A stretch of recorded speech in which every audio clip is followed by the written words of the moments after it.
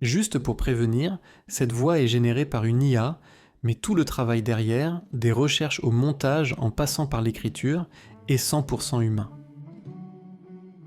Bonjour à tous, c'est Histoire de France. Aujourd'hui, nous allons parler d'un air qui ne se chantait pas dans les salons, mais qui se murmurait dans l'ombre des maquis et sous la menace de l'occupant. Plongeons ensemble dans l'histoire d'un cri de ralliement devenu légendaire, le chant des partisans.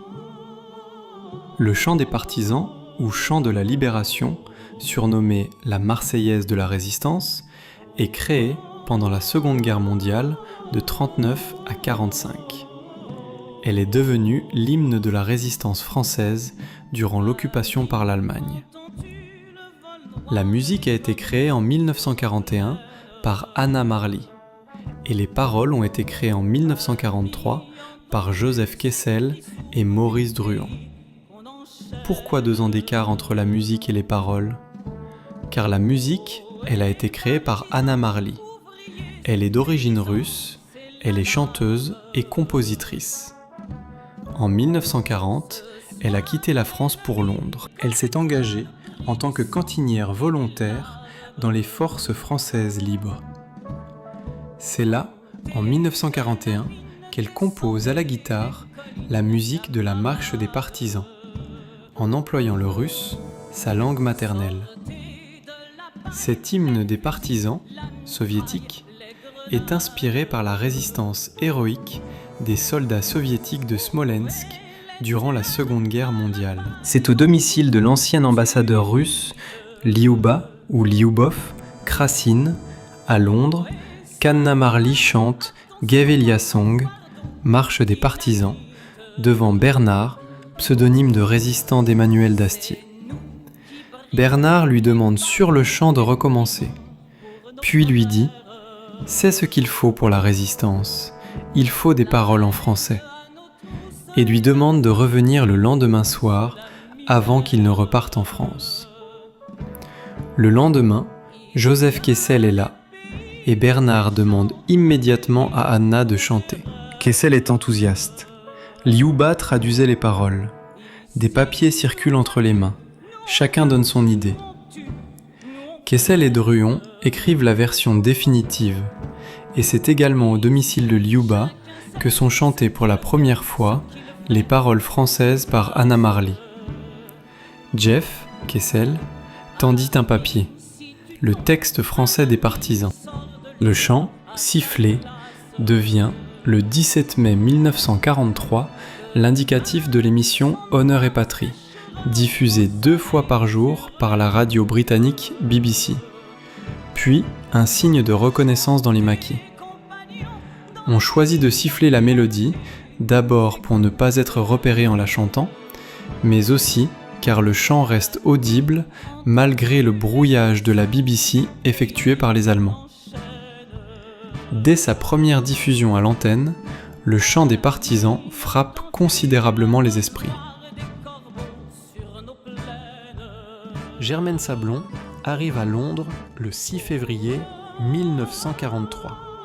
Elle est accueillie par son ami le metteur en scène, Alberto Cavalcanti, qui lui propose de tourner dans 3 Songs About Resistance, un film de propagande comportant 3 chants, dont la Marseillaise.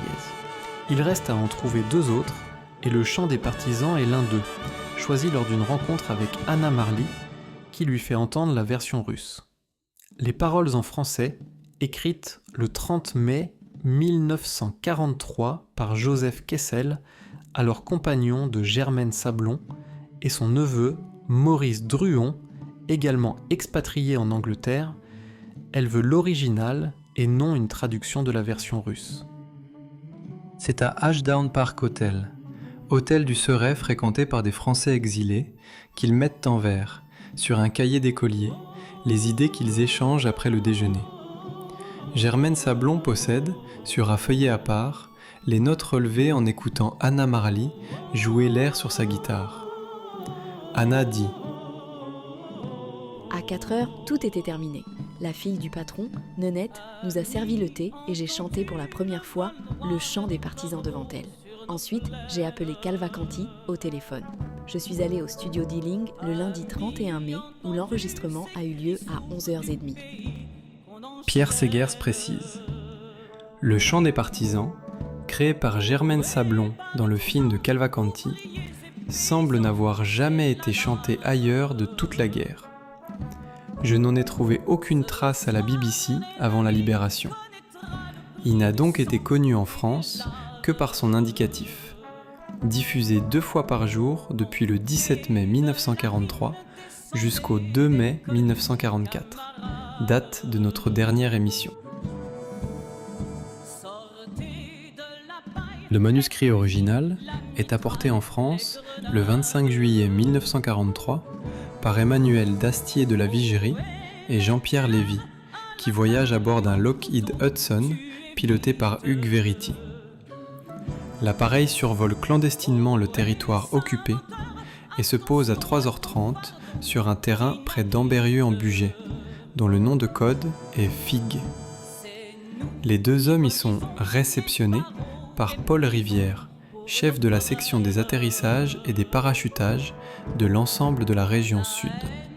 Les paroles sont publiées sous le titre « Les partisans, chant de la libération » dans le numéro 1 de la revue intellectuelle et littéraire clandestine Les Cahiers de Libération, dont l'édition originale porte le texte « Ce volume a été achevé d'imprimer sous l'occupation nazie le 25 septembre 1943. » Maurice Druon, qui conserve l'original écrit de sa main, en fait don en 2006 au musée de la Légion d'honneur qui le conserve et il est classé monument historique au titre objet par un arrêté du ministère de la Culture du 8 décembre 2006. Les paroles signifient l'appel à se soulever et à lutter contre l'oppresseur. Bon, c'est la fin de la vidéo, merci d'avoir regardé. C'est ma première vidéo. Je prends volontiers vos conseils en commentaire pour m'améliorer, mais je précise que je vais garder cette voix pour mes prochaines vidéos. Merci d'avoir exploré cette page d'histoire à mes côtés, que le passé vous inspire pour demain, à la prochaine.